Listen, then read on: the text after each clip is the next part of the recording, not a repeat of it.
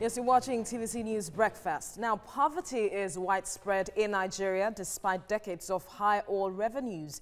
In June 2018, the country overtook India in a global extreme poverty ranking. The government refused a proposal by trade unions to more than double the minimum wage, which is currently at about $58 US.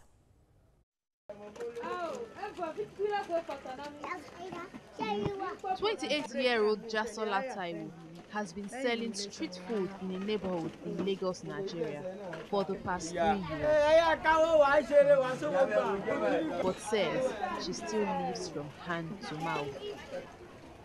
Jasola is one of the 86.9 million or 50% of Nigeria's population that the World Poverty Clock says are living in extreme poverty.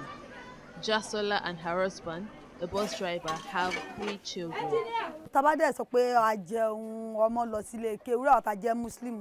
After we take out money for our food, pay the children's school fees, and all the suppliers we buy supplies from, there is nothing left to save, not even 500 naira. Go home or you join us. Without good salary, your banking activities will not. Nigeria's Labour Congress has spent recent months trying to get the country's government to increase the minimum wage, which is currently 18,000 naira. The labour unions are now asking for a baseline of 30,000 naira after the government refused their initial request of 50,000 naira. To put it in perspective, a bag of rice, one of Nigeria's staples, cost about 18,000 naira.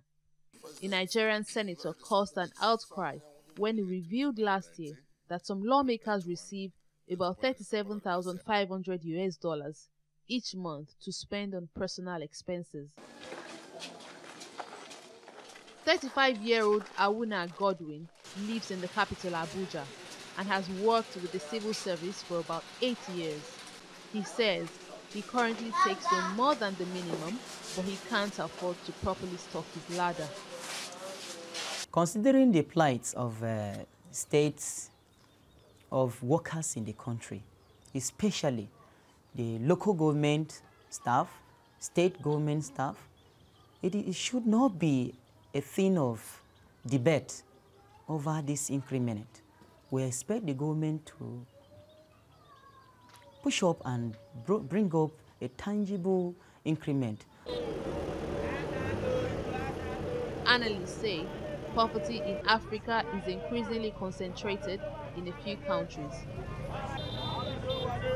which also have some of the fastest growing population in the world. They project that by 2050, more than 40% of the world's extremely poor people will live in just 2 countries, Democratic Republic of Congo and Nigeria. All right, joining us via phone from Canada is an economist, Shino Olubu. Thank you for joining us this morning. Now, despite the clamor for an increase in the minimum wage and the government's social interventions programs to, lift the poor out of its level, we still find ourselves in this position. What are we not doing right? Thank you so much for standard of living any nation, the cost of living, is a function not only of the income level, but also a function of the social amenities that an economy has. So in an economy like Nigeria, where a lot of people are supposed to enjoy things that are provided by the government, where people have to provide their own generators, where people have to provide, probably open the road that leads to their houses, where people pay for services that they don't enjoy. I think that it will require a high level of income for people to have the kind of life that they supposed to have. So beyond just raising the income level at every point, which is not enough anyways, my suggestion would be that the government needs to do a lot more in terms of provision of basic amenities where people have access to other services that they wouldn't have to bother about getting. So by so doing, no matter how small the income the power, the purchasing power in terms of what the income can buy will increase. That's what I would say on the general term before going to specifics. All right. Now, the United Nations Sustainable Development Goal to end poverty by 2030, it seems we are still very far from that.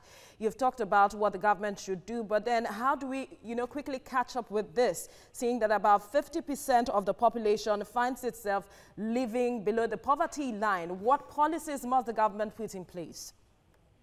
Yeah, I've said it already. See, there are two ways of doing things. There are two ways actually that this can be done. One, it is raising the level of income where people will keep meeting up with the things that masses are doing in Nigeria in terms of providing for what they need. That's one way, but I doubt the government has the wherewithal to do that right now.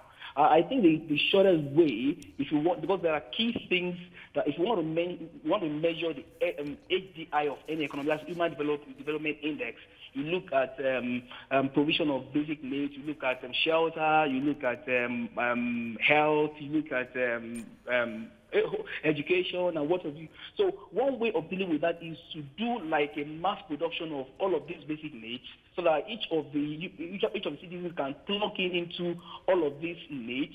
By so doing, when I'm looking at my income, I don't look at my income in terms of his ability to meet up with education. I'm not looking at my income in terms of his ability to meet up with health. Thank you for your time on TVC Breakfast.